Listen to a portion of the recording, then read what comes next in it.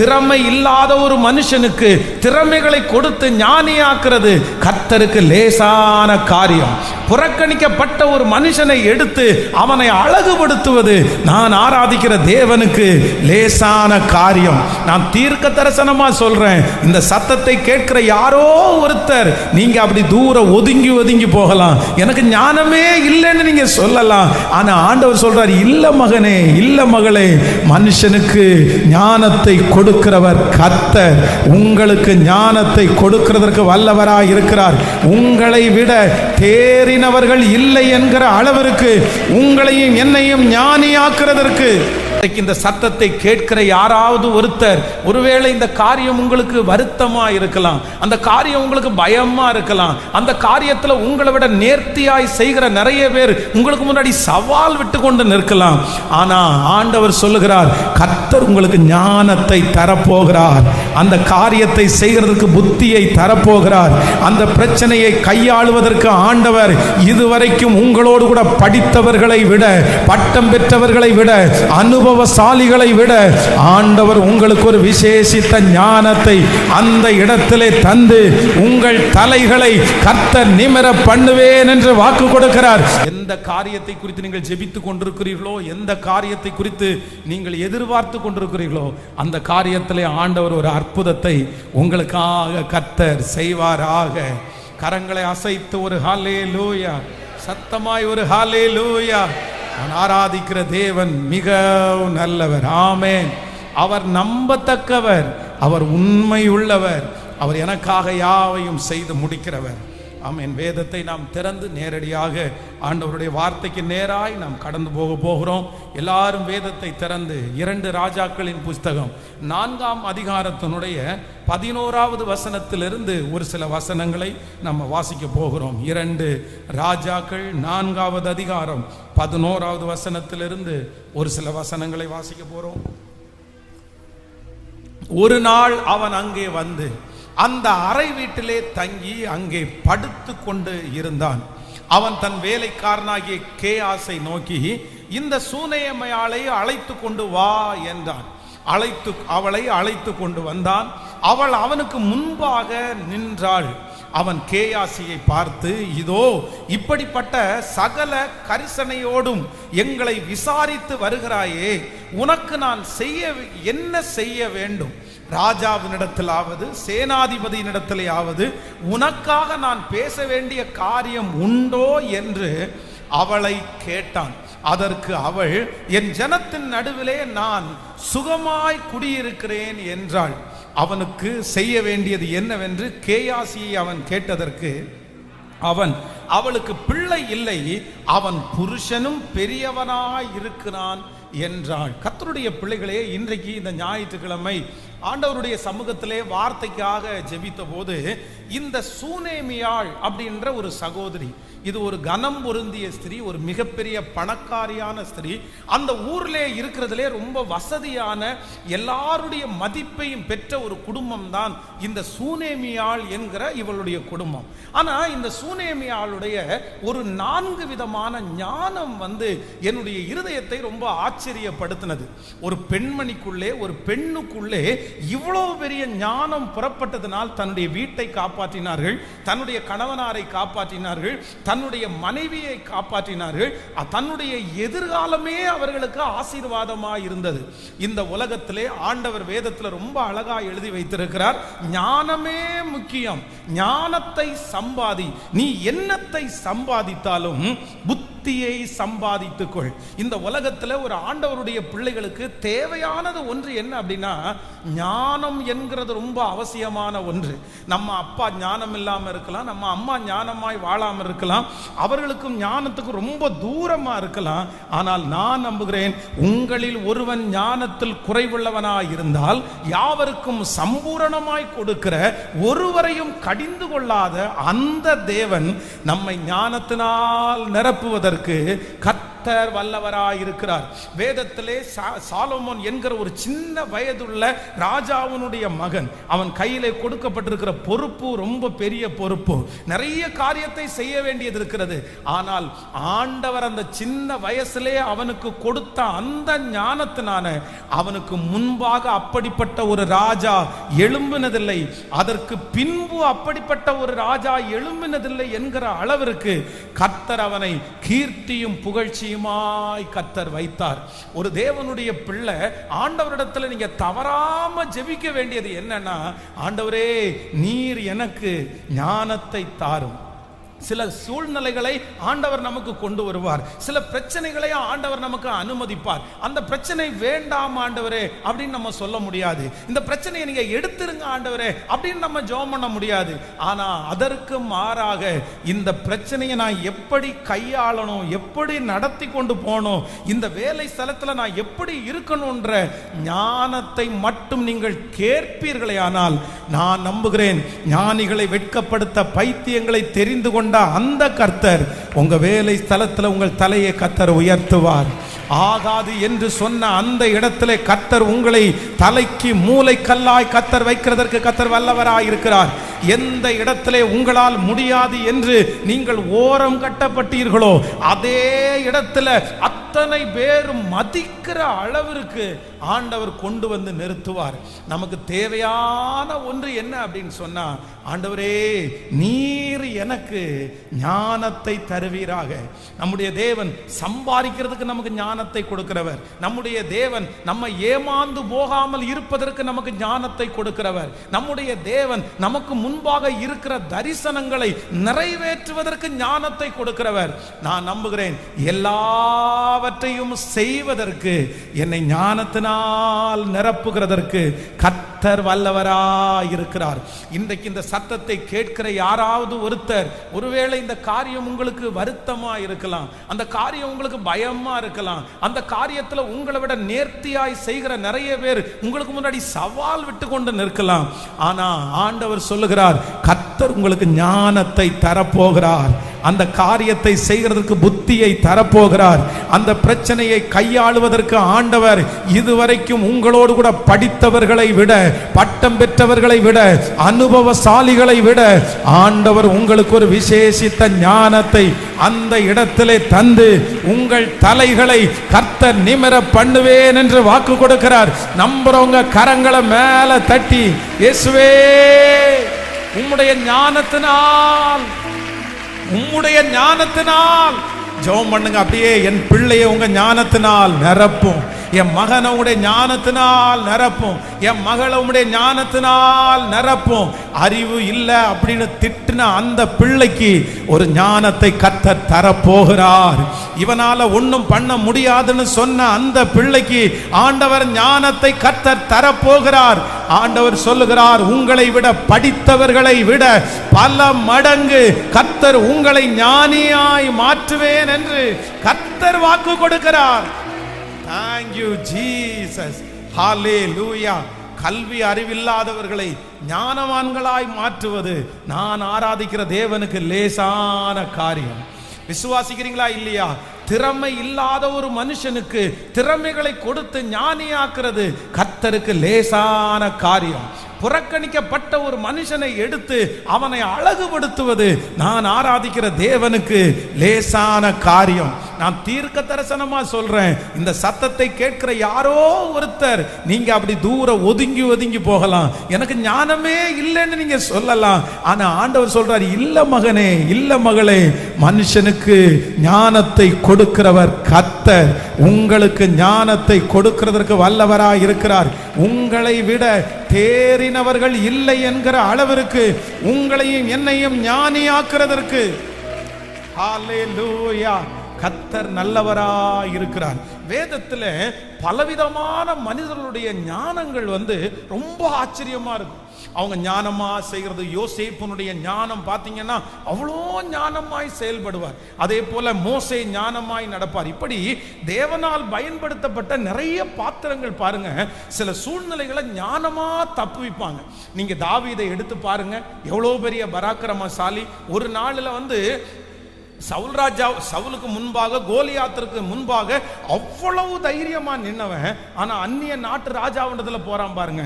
தன்னை கொன்றுவாங்கன்னு முடிவு பண்ண உடனே அந்த இடத்துல எப்படியாவது தன்னுடைய உயிரை காப்பாத்திக்கணும், அந்த இடத்துல பாதுகாக்கணும். அதற்காக ஒரு பைத்தியக்காரனை போல நடிச்சு வாயில நுரை தள்ள வச்சு அழகா அந்த இடத்துல இருந்து எஸ்கேப் ஆகி வராரு. அந்த இடத்துல ஆண்டவர் இடத்துல கேள்வி கேட்கல. அந்த இடத்துல போய் கர்த்தர் என் கூட இருக்கிறார், ஆண்டவர் என் பட்சத்துல இருக்கும்போது எனக்கு விரோதமானவன் யான் அப்படின்னு எல்லாம் நிக்கல. அந்த சமயத்திற்கு ஏற்ற ஞானம், சமயத்திற்கு ஏற்ற ஞானம். சில இடத்துல ஆண்டவருடைய பிள்ளைங்க வந்து தீவிரமா அப்படி நிக்கலாம், தைரியமா நிக்கலாம், விசுவாசத்தோடு நிக்கலாம். ஆனா சில இடங்களெல்லாம் ஆண்டவருடைய பிள்ளைகள் அந்த இடத்திற்கு ஏற்றது போல, அதைத்தான் வேதம் சொல்லுகிறது, சமயத்திற்கு ஏற்ற வார்த்தையை கர்த்தர் உங்களுக்கு தருவதற்கு கல்விமானின் நாவை கர்த்தர் தந்திருக்கிறார்.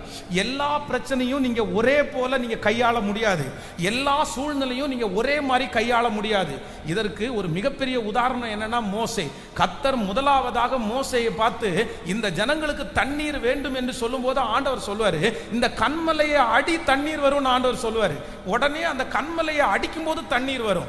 ஆனா இரண்டாவது விசை ஜனங்கள் முறுமுறுக்கும் போது ஆண்டவர் சொல்ற அந்த கண்மலையை அடிக்க சொல்ல மாட்டாரு, அந்த கண்மலையை பார்த்து ஆண்டவர் பேச சொல்லுவாரு.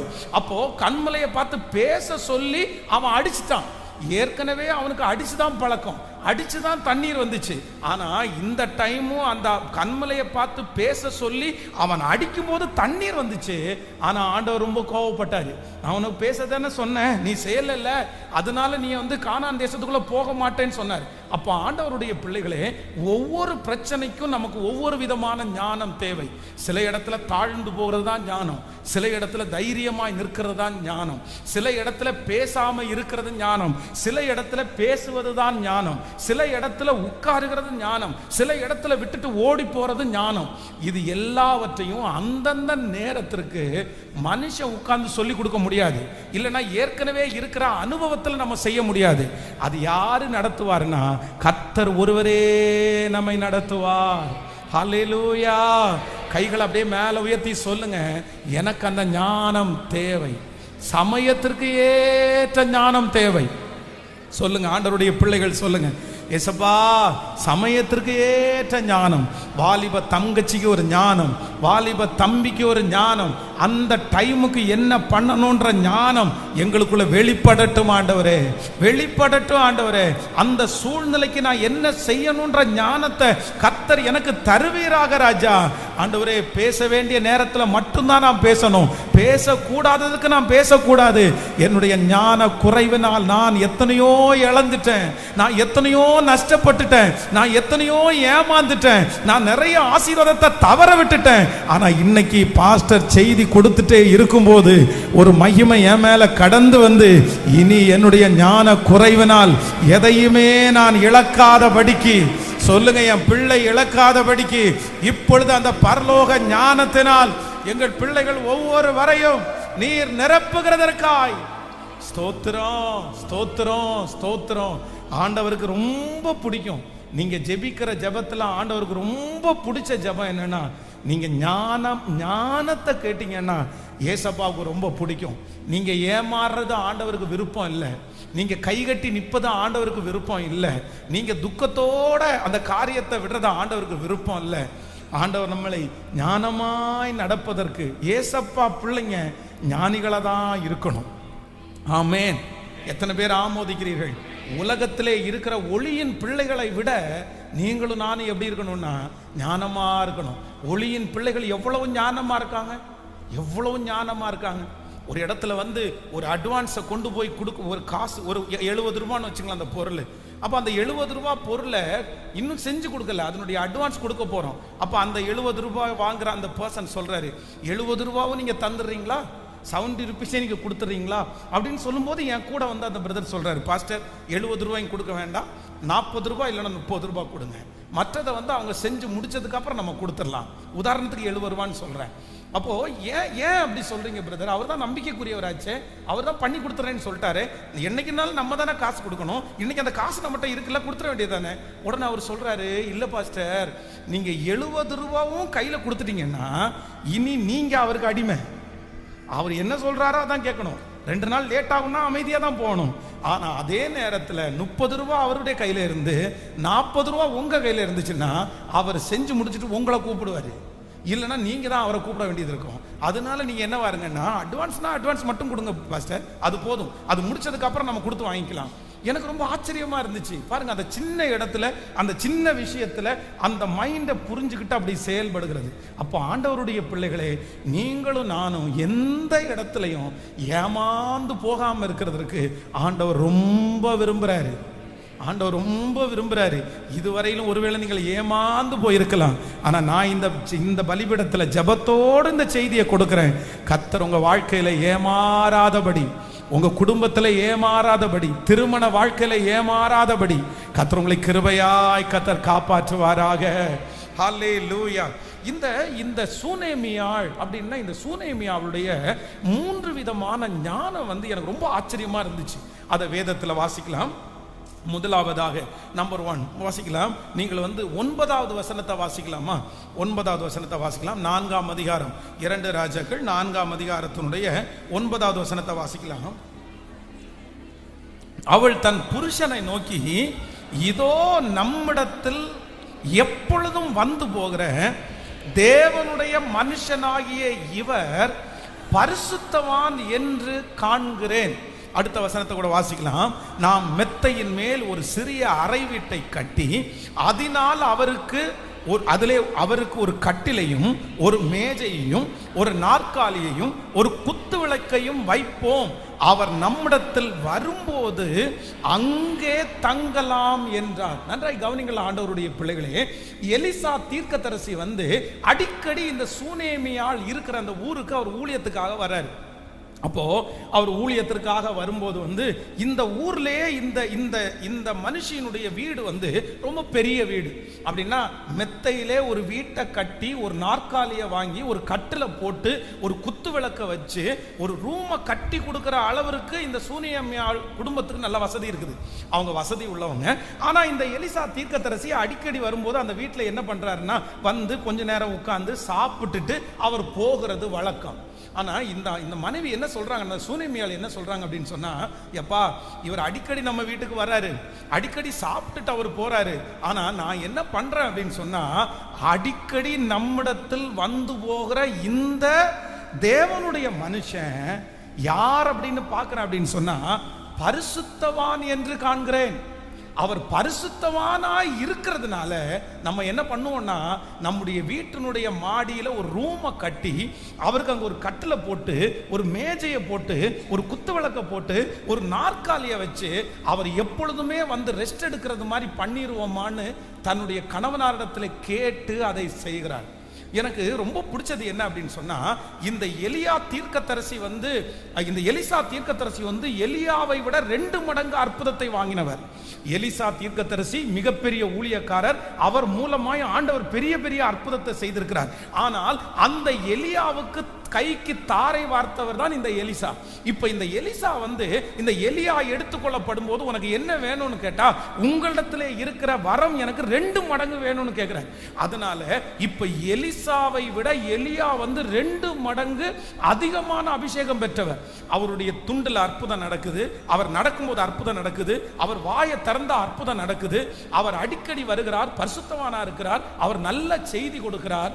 ஆனா இந்த சூனேமியாள் அற்புதத்தை பார்த்து வீடு கட்டி கொடுக்கல, அற்புதத்தை பார்த்த உடனே வீடு கட்டி கொடுக்கல, இல்லைன்னா அவருடைய செய்தியை கேட்ட உடனே வீடு கட்டி கொடுக்கல, அவர் அடிக்கடி தன்னுடைய வீட்டில் தங்குறதுனால வீடு கட்டி கொடுக்கல, அவர் நல்ல ஊழியம் செய்கிறார் என்கிறதற்காக அவர் ரூம் கட்டி கொடுக்கல. அவங்க அந்த இடத்துல ஒன்னே ஒன்று கண்டுபிடிக்கிறார். என்ன கண்டுபிடிக்கிறார் அப்படின்னா, அடிக்கடி நம்மிடத்தில் வந்து போகிற இவர் பரிசுத்தவான் என்று காண்கிறேன், பரிசுத்தவான் என்று காண்கிறேன். இந்த ஜெபத்தில் இருக்கிற ஒவ்வொரு ஆண் மகன்களுக்கும் ஒவ்வொரு பிரதருக்கும் நான் சொல்ற ஒரு மிகப்பெரிய ஆலோசனை என்ன தெரியுமா? உங்களை பார்க்கிற ஒரு பெண்மணி, நீங்க வேலை செய்கிற இடத்துல இருக்கிற ஒரு பெண்ணு, நீங்க பழகுகிற இடத்துல இருக்கிற ஒரு பெண்மணி உங்களை நல்லா சம்பாதிக்கிற சாரு அப்படின்னு சொல்றது உங்களுக்கு பெருமை இல்லை.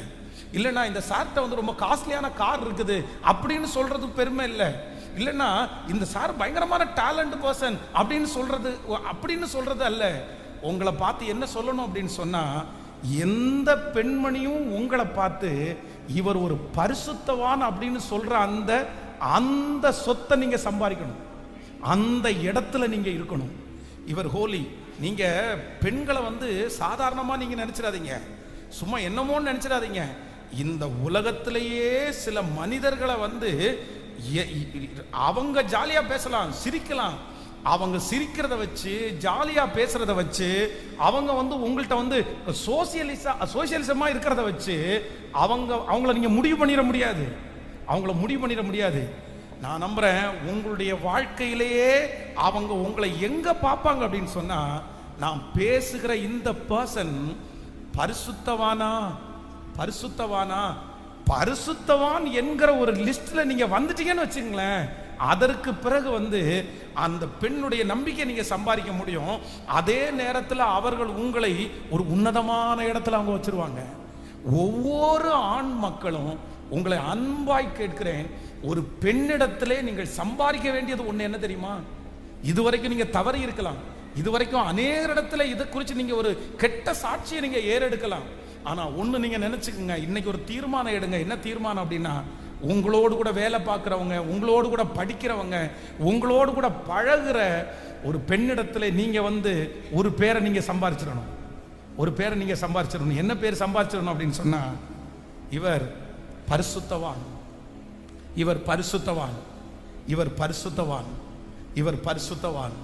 இந்த பேரை உங்களால சம்பாதிக்க முடியுமா? இந்த பேரை நீங்க சம்பாதிச்சிட்டு இருக்கிறீங்களா?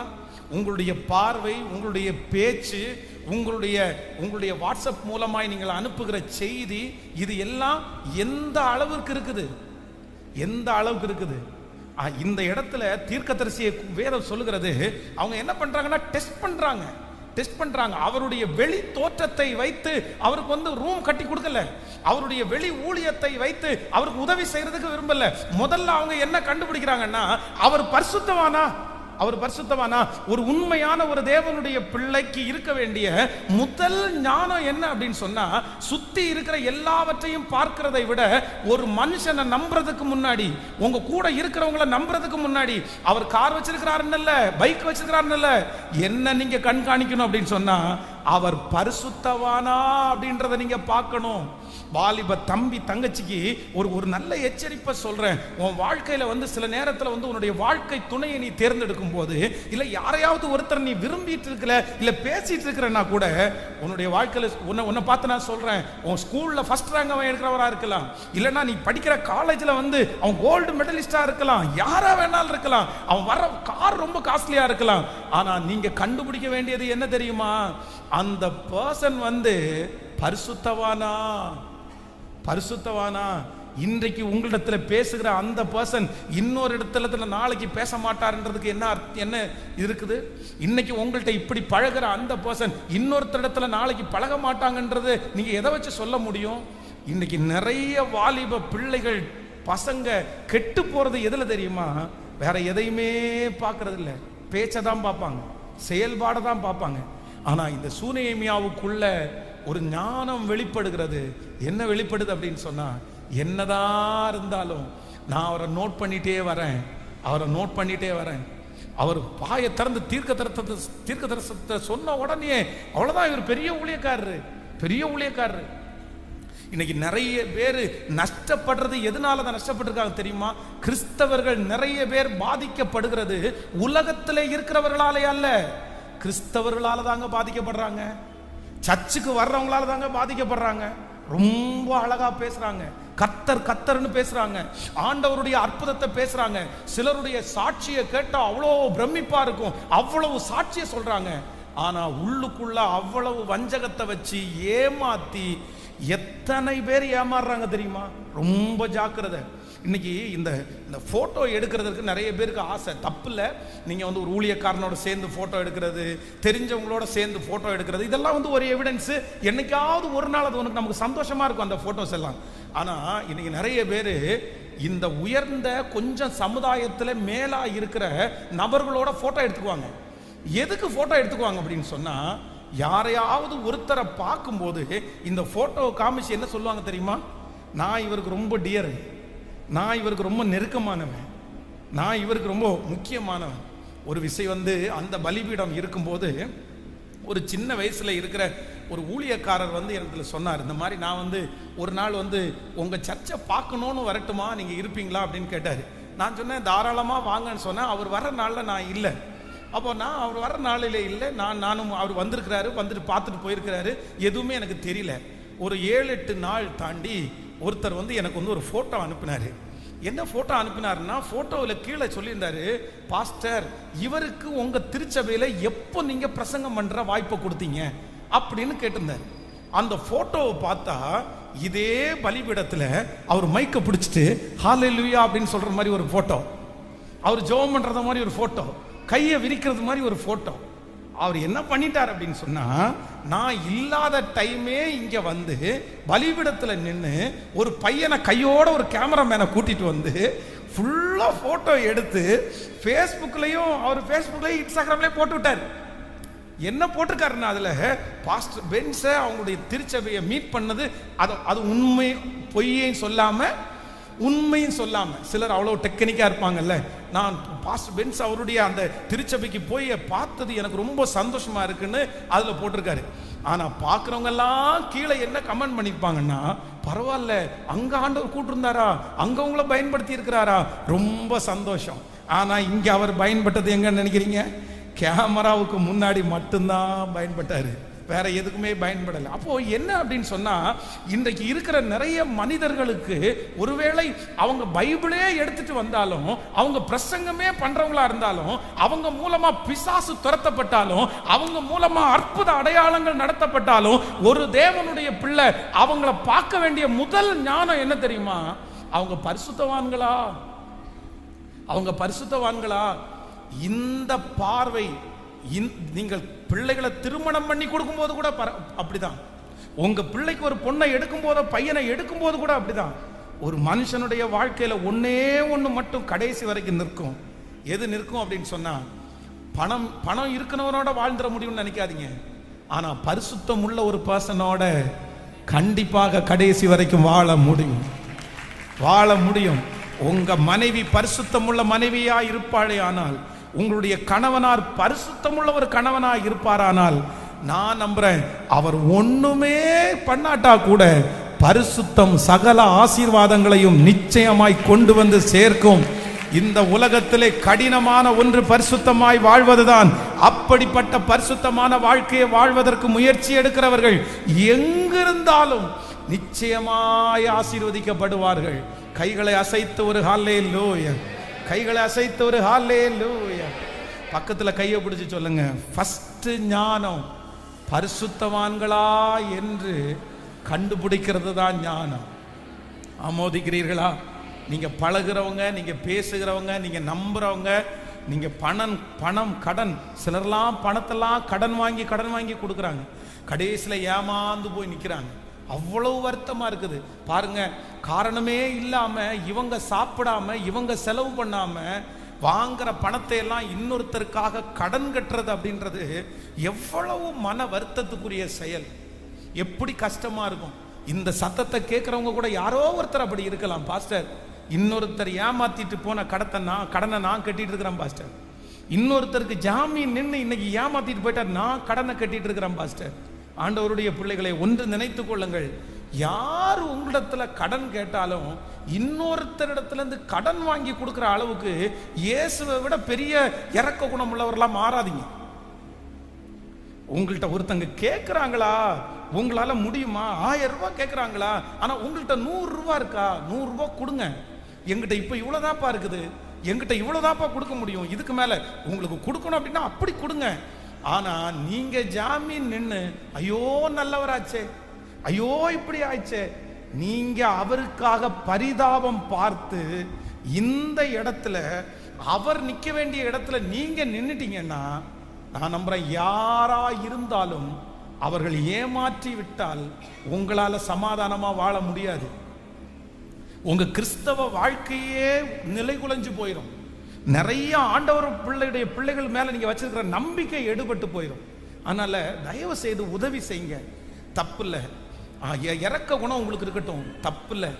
ஆண்டவர் நன்மை செய்கிறவராய் சுற்றி தெரிந்தார்.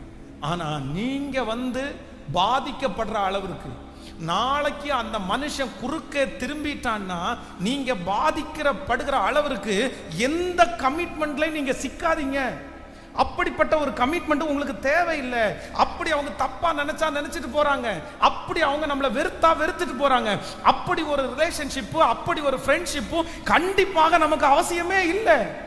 நான் நம்புறேன், ஒரு தேவனுடைய பிள்ளை உதவி தேவைப்படுகிறவர்களுக்கு ஆண்டவரை குறித்து சொல்லி உதவி கொடுக்கிற கண்மலைக்கு நேராக தான் நீங்க நடத்தணும்.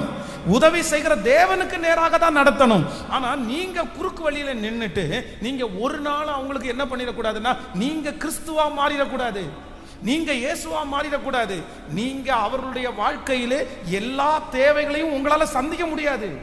சிலருக்கு நான் எல்லாரையும் சொல்லல, சிலருக்கு ஒரு எண்ணம் இருக்குது. என்ன அப்படின்னு சொன்னா, எவ்வளவுதான் நீங்க தூக்கி விடுங்க, எவ்வளவுதான் நீங்க கொடுங்க, அவங்களால மேல வரவே சொல்லுங்க, மேல வர. இந்த திருச்சபையில இருக்கிற யாருமே அந்த கேரக்டர்ல இருக்காதீங்க, கேரக்டர்ல இருக்காதீங்க. அவள் என்ன கொடுங்க, என்ன சப்போர்ட் பண்ணுங்க, அவங்க அப்படியே தான் இருப்பாங்க.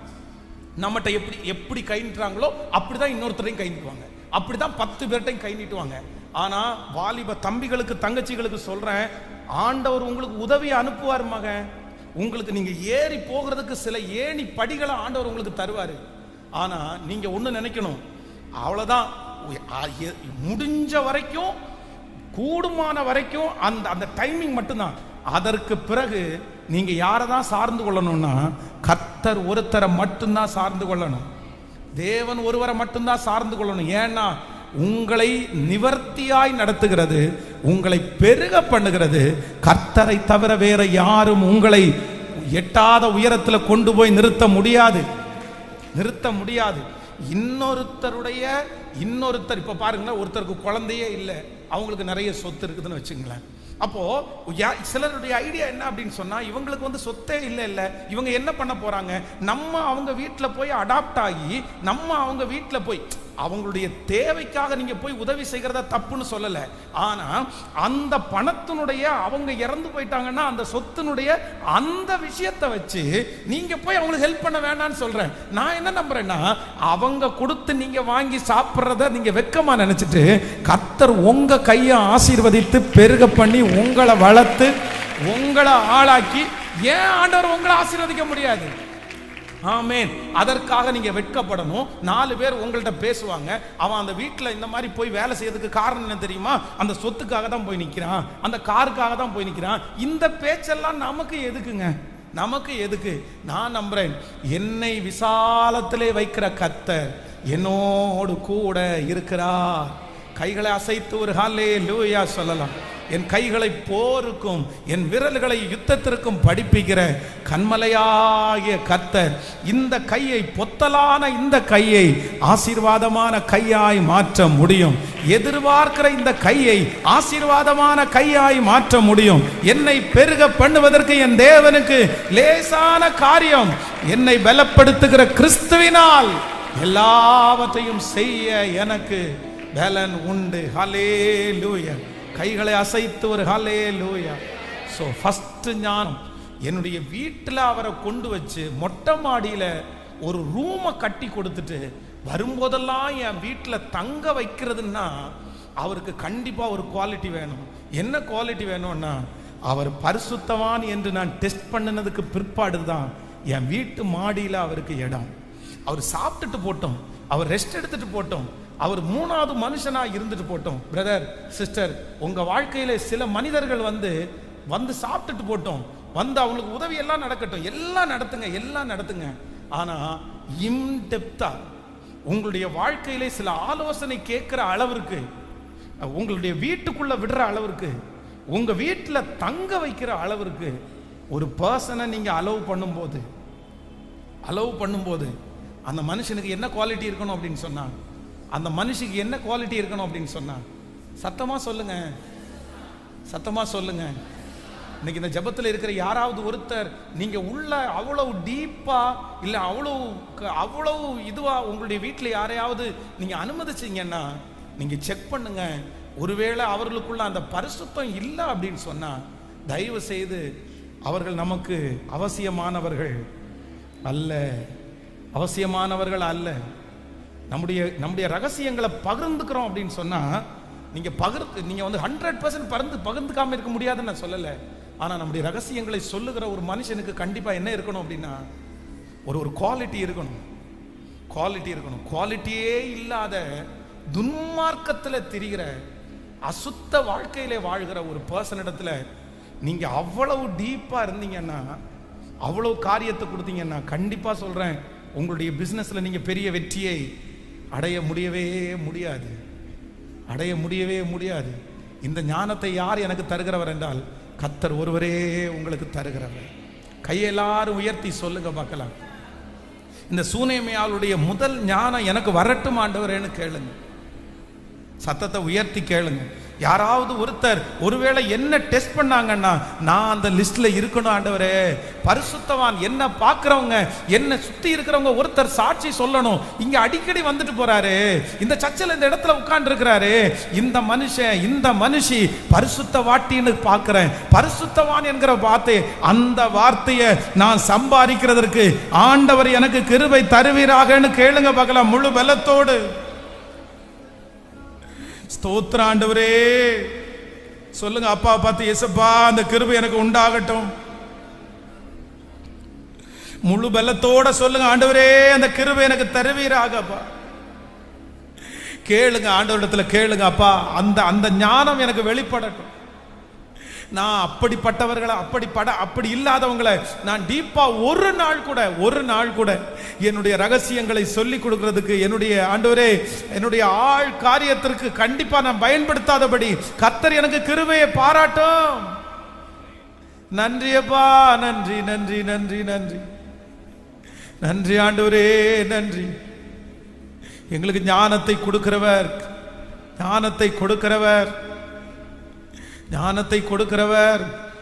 நான் உனக்கு போதித்து நடக்கும் பாதையை நாள்தோறும் காட்டுவேன், பயப்படாதே.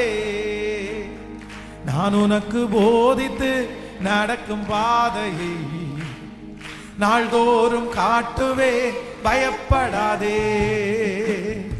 இயேசுவுக்கு சித்தினா இன்றோடு மறந்தது மகனே, பாடுவோம். இயேசுவுக்கு சித்தினா இன்றோடு முடிந்தது மகளே. ரகபோத் உனக்கு உண்டு, இது முதல் ரகபோத் உனக்கு உண்டு. கைகளை மேல தட்டி, நீர் எனக்கு போதித்து நடக்கும் பாதையை நாள்தோறும் காட்டுவி, பயப்படாதே. எனக்கு போதித்து நடக்கும் பாதையை நாள்தோறும் காட்டுவே, பயப்படாதே. பரிசுத்தவான் பரிசுத்தவாட்டி அப்படின்ற ஒரு பேரை சம்பாதிச்சா நாற்காலிக்காக நம்ம அலைய வேண்டியது இல்லை. ஒரு மேல் வீட்டு அறையை நம்ம கேட்க வேண்டிய அவசியமும் இல்லை. ஒரு மேஜையை நம்ம கேட்க வேண்டிய அவசியமும் இல்லை. பரிசுத்தோன்ற அந்த ஒரு குவாலிட்டி மேஜையை கொண்டு வந்து உங்களுக்கு முன்னாடி வைக்கும். பரிசுத்தோன்ற ஒரு குவாலிட்டி உங்களுக்காக ஒரு வீட்டை கட்டி தரும். பரிசுத்தோன்ற ஒரு குவாலிட்டி சகல காரியத்தையும் உங்களுக்கு முன்பாக கொண்டு வந்து நிறுத்தும். ஆமேன்னு சொல்லுங்க. நீ ரொம்ப அழகா இருக்க அப்படின்னு சொல்ற வார்த்தையை விட எந்த வார்த்தை தான் ரொம்ப பெருசு அப்படின்னா, இந்த பிள்ளை யாரு? எத்தனை பேர் ஆசைப்படுறீங்க? இந்த மாதிரி ஒரு பேரை சம்பாதிக்கிறது எவ்வளோ பெரிய விஷயம் இல்லை? எவ்வளோ பெரிய விஷயம் இல்லை? நீங்கள் இன்னைக்கு தயவு செய்து ஜெபம் பண்ணுங்க. ஆண்டவரே, நான் ஒரு பேரை சம்பாதிக்கணும். என்ன பேரை சம்பாதிக்கணும் அப்படின்னு சொன்னா, அடிக்கடி நம்மிடத்தில் வந்து போகிற இவர் அடிக்கடி அந்த டெஸ்ட் பண்ணாம அந்த மனுஷி வீடு கட்டி கொடுக்கல பாருங்களேன். இந்த பெண்களுக்கு இந்த ஞானம் கண்டிப்பா இருக்கணும். வாலிப தங்கச்சிகளுக்கு இந்த ஞானம் கண்டிப்பா இருக்கணும். ஆமேன் சொல்லுங்க. யார்கிட்ட பழகும் போதும், எந்த பாய்கிட்ட பேசும்போதும், அந்த பாயினிடத்துல அந்த பையனிடத்துல இப்ப எல்லாருமே வந்து பாத்தீங்கன்னா, இந்த பிள்ளைங்களும் பசங்களும் பேசாதீங்கன்னு யார்ட்டையும் சொல்ல முடியாது. இன்னைக்கு எல்லாமே சோஷியலிசமா அப்படின்னா ஒரே கோ எஜுகேட்டட் அந்த மாதிரி ஸ்கூல்லே எல்லாத்துலேயுமே பிள்ளைங்க பசங்க இருக்காங்க. நீங்கள் பேசாதீங்க, பேசவே வேண்டாம் அப்படின்னு சொல்லலை. ஆனால் நீங்கள் யாரிடத்துல பழகினாலும் அவங்கள முதல்ல இதுதான் நீங்கள் நோட் பண்ணணும். சொல்லுங்க, எந்த அளவுக்கு ஹோலியா இருக்கான், எந்த அளவுக்கு பரிசுத்தமா இருக்கான், எந்த அளவுக்கு பரிசுத்தமா இருக்கான். நம்பர் 2, இரண்டாவதாக இந்த சூனேமியாளிடத்துல இருந்த இரண்டாவது ஞானம் வாசிக்கலாம். வேதத்தை திறந்து நீங்க 14ஆம் அதிகாரத்தினுடைய 21, 22, 23 வசனத்தை வாசிக்கலாமா?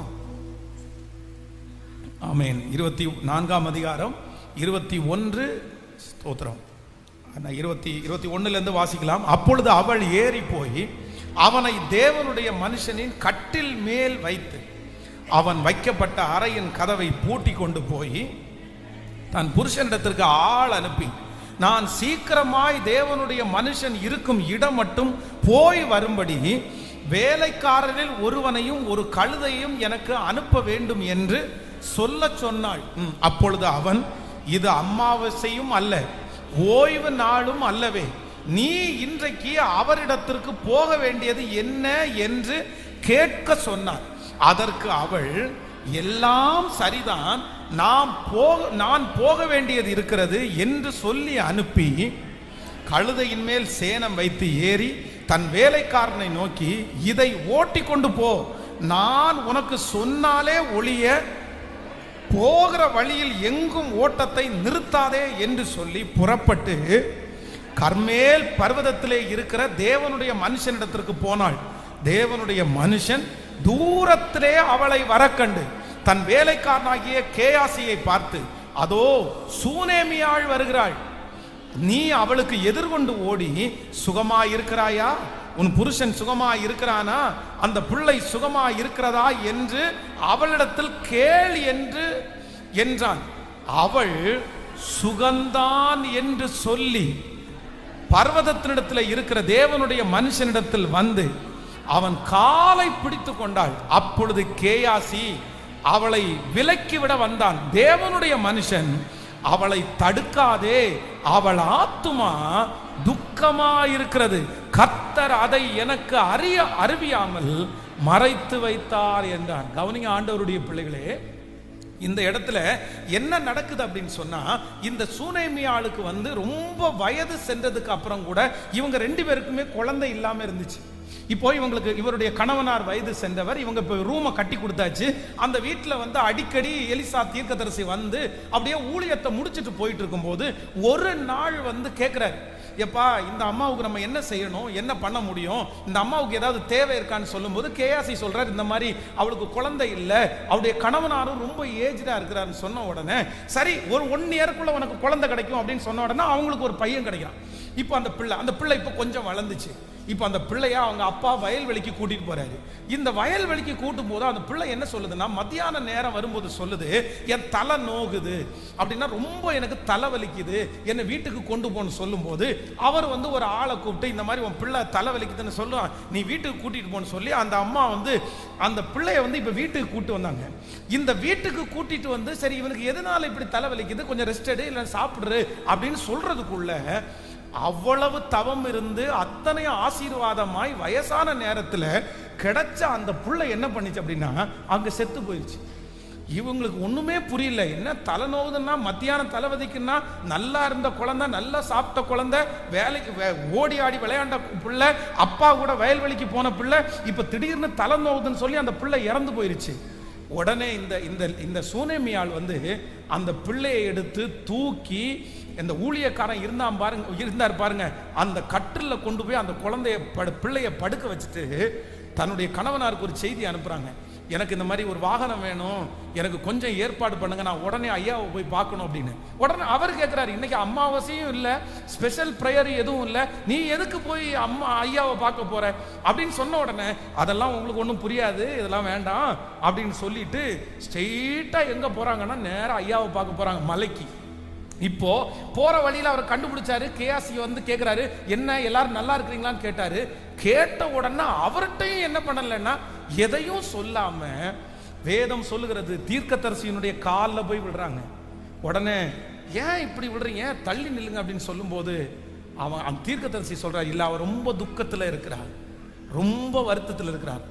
இந்த பகுதியை முதல்ல நான் படிக்கும்போது நான் என்ன நினைச்சேன் அப்படின்னு சொன்னா, ஒருவேளை இவங்க பிள்ளை மேல பாசம் இல்லையோ, இவங்க ரொம்ப கல்லான இருதயம் உள்ள லேடியோ, இல்லைன்னா பெரிய ஒரு தீவிரவாதி உள்ள ஆளோ, பிள்ளை இறந்து போயிருச்சு, மத்தியானம் வரைக்கும் நல்லா இருந்த பிள்ளை, தலை நோகுதுன்னு சொன்ன ஒரே பிள்ளை, அந்த பிள்ளை மரிச்சு போயிடுச்சு. தன்னுடைய கணவனார் விசாரிக்கும் போது கூட, ஐயா இந்த மாதிரி குழந்தை இறந்து போச்சுன்னு கூட சொல்லாம அவ்வளவு தைரியமா பிள்ளைய தூக்கி கட்டில படுக்க வச்சுட்டு இந்த அம்மா தேடி போய் எந்த சஞ்சலமும் இல்லாம வந்திருக்காங்களே, இவங்களுக்குள்ள வருத்தம் பாசம் அந்த மாதிரி எதுவும் இல்லையா அப்படின்னு நினைச்சேன்.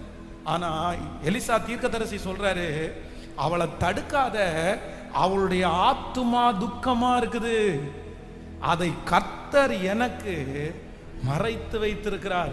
அப்ப நான் என்ன நம்புறேன் அப்படின்னு சொன்னா, இந்த சூனேமியாளிடத்திலே இருந்த இரண்டாவது ஒரு மிகப்பெரிய ஞானம் என்ன அப்படின்னு சொன்னா, தன்னுடைய கணவனாரையோ தன்னை சுற்றி இருக்கிறவர்களையோ அவ்வளவு பிரச்சனையின் மத்தியிலையும் அவங்க என்ன பண்ணல அப்படின்னு சொன்னா, பயப்படுத்தவே இல்லை. பாருங்களேன், பயப்படுத்தவே இல்லை.